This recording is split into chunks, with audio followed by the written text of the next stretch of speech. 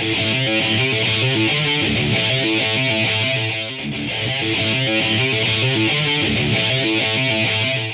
here in the THP Tech Studio talking today about Paderson Kinetixx Ballistic iron shafts.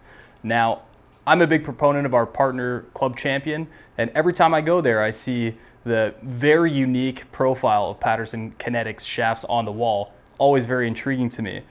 Now, moving into the iron shaft itself, you can see there's some unique weave patterns that are going on, and this is a big tech story that goes into the overall product as a whole. What's unique about Kinetixx is they're the only vacuum cured shafts in the world. Why does that matter? Well, they have the ability to reduce the amount of resin count or ratio well below industry average. Why does that matter to you? Well, first of all, durability. We pay good money for our products. We want them to last a long time.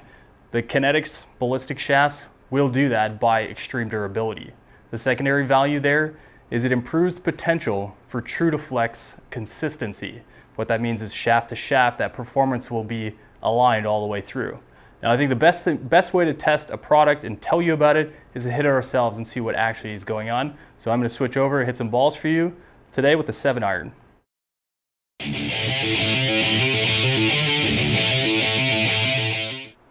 As you can see, you're looking downrange right now on the Foresight GC Quad, and I have an unfamiliar product in my hands. Actually, both products are new to me. The Kinetixx Ballistic iron shaft at 95 grams and stiff, and the Zexio forged iron.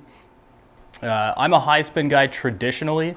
I've moved into the Bridgestone ball this year, which has tuned me down a little bit, but my expectations are hopefully to get in and around that 190 yard carry range. Let's see if we can get there.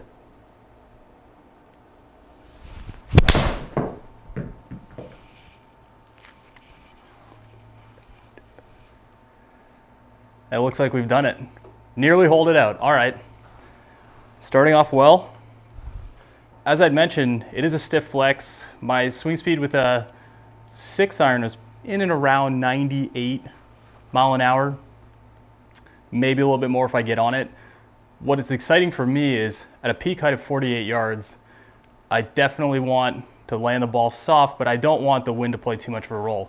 At 5,000 RPMs a spin with a 7-iron, that's just about perfect for me, and it's kind of exciting to be in a stiff flex to do that. Let's hit another.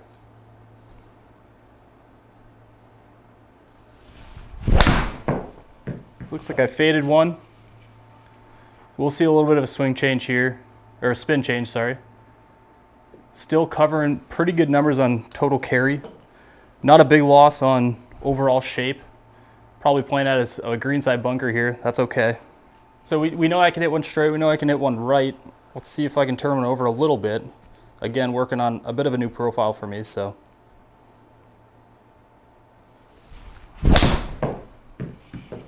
We hit a little toe there. That's okay. So I think it's a good time to talk overall about profile. Now, golfers are inherently unique in that we're very picky in what we hit. It doesn't matter what it says on the shaft. The most important thing for us is the feedback we get in the head. Now, you might think, a guy with the speed that I have, I'd be looking for something a lot more heavy. In 95 grams in a graphite shaft, we are not dealing with what we did 20 years ago. This thing is impressively stable. I've hit probably 20 balls overall with this profile to this point in the Tech Studio. I've not felt at any point that the shaft has gotten away from me. And as a guy who traditionally plays either a hard step stiff or a mainline stiff, for the benefits of the feedback, I think this really does fall beautifully in line with that. And then I can actually go down in some weight to increase my speed, which obviously helps me hit the ball further. And that's about as good as I can hit a golf ball. Again, a little bit fadey, but in terms of quality of contact, quality of feedback off the shaft itself, it is so nice and stable, and not to the point where I feel like it's over stiff. It really just performs all the way through the strike. In that case there, I just felt like I flushed it, and that's the feeling we're all looking for as golfers. Once again, you can see below 5,000 RPMs a spin. Unbelievably good. With a peak height of 49, I'm not going to worry about that flying across the green because that's coming in really hot and probably sticking on most greens.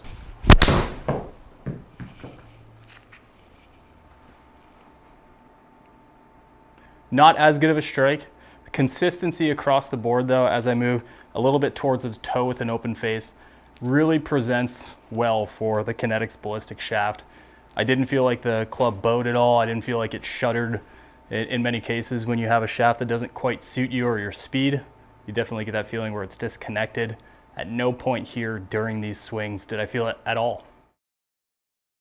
So we now have our data right here in front of us. Like we said, 5 shots in total. We took everything that was presented to us. I did have a couple fades on a number of shots, but I also hit one dead down the line, about as good as I can hit it, frankly.